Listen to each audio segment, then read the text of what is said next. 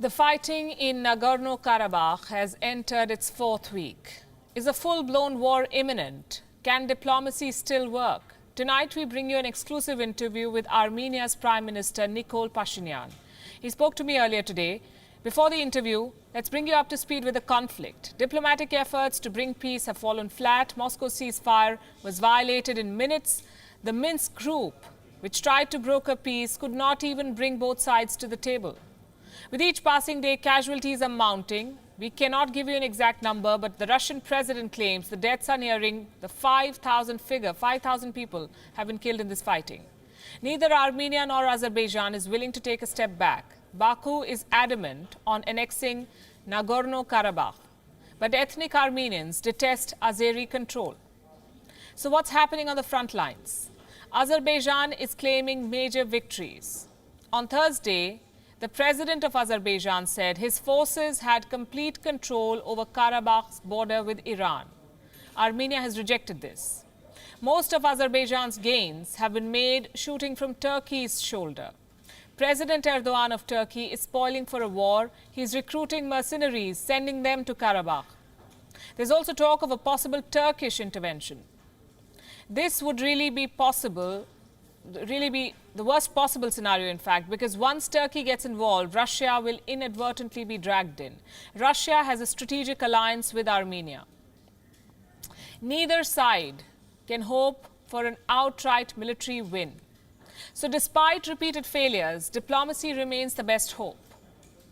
There have been two major peace efforts. One, which was a non-starter, the one led by the Minsk group in Geneva, and another in Moscow.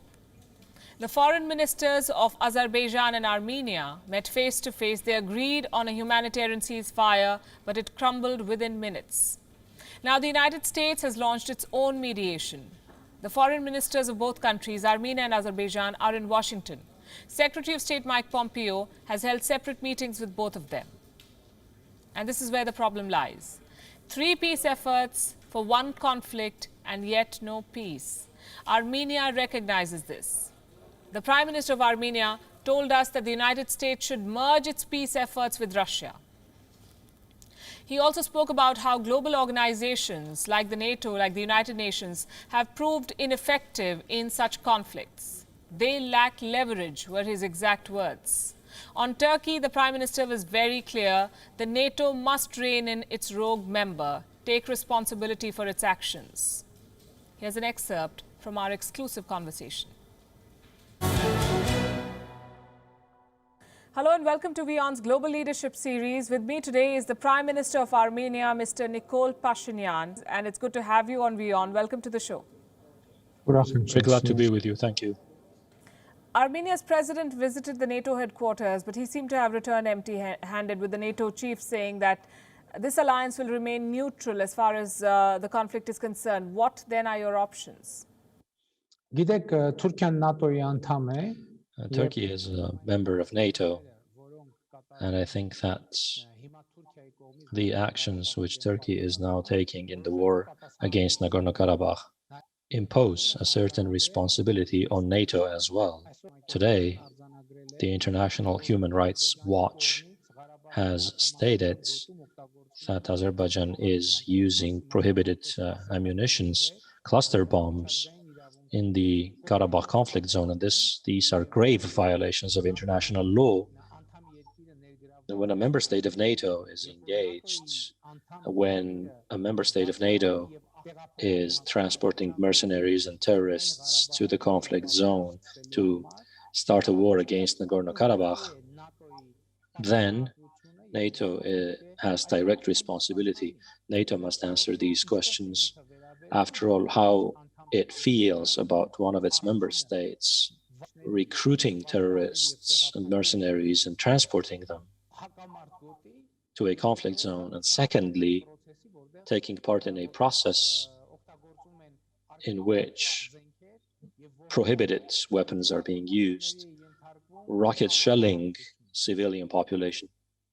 Would you say that multilateral organizations and alliances like the NATO and the United Nations seem to fail in situations like these?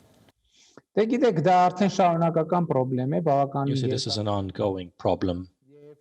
For quite some time now, and experience has shown that those operations are not necessarily effective, and these types of organizations very often do not have sufficient leverage to impact the situation. That's why we think that in this situation, one possible way out could be the deployment of Russian peacekeeping troops in the conflict zone. And we think the international community, namely the OSCE, Minsk Group co-chair countries, should support and encourage so that the Russian peacekeeping troops are deployed in the conflict zone. Because otherwise, we will not see any specific action to prevent or stop this humanitarian crisis. Russia did try to mediate peace. Now, U.S. Secretary of State Mike Pompeo is set to meet the foreign ministers of Armenia and Azerbaijan. So we've had a Russian-led peace initiative, now an American-led effort, two peace processes, and yet no peace. I think that the OSCE Minsk Group co-chairs should bring together their efforts for resolving this issue and not act with separate initiatives. And I think it would be correct in this situation for the OSCE Minsk Group co-chair countries, which are the United States and France, to support the other co-chair country, Russia, in Russia's peacemaking efforts, and not to try to initiate separate peace processes or peace initiatives. Russia is closer to the region. Russia is present in the region. Russia has more effective tools for specifically influencing this situation. So will you not participate in a US-led peace process if that's what Washington insists on? We do participate, of course. We do participate. And our Minister of Foreign Affairs is already in Washington, is set to meet Secretary of State Mike Pompeo. I just explained our position that the OSCE Minsk Group co-chairs should act in the same direction and not in different directions. How long a war or a conflict have you prepared yourselves for? The Armenians of Nagorno Karabakh, as I said, will fight till the end to defend their security, but I hope that our diplomatic efforts will stop the war as soon as possible. Prime Minister Pashinyan, thanks very much for being with us. Yes, thank you. Thank you for watching Gravitas on WION's YouTube channel. If you want to stay up to date with what's happening around the world, then subscribe to our channel and don't forget to like and share. Thank you very much for watching WION. World is One.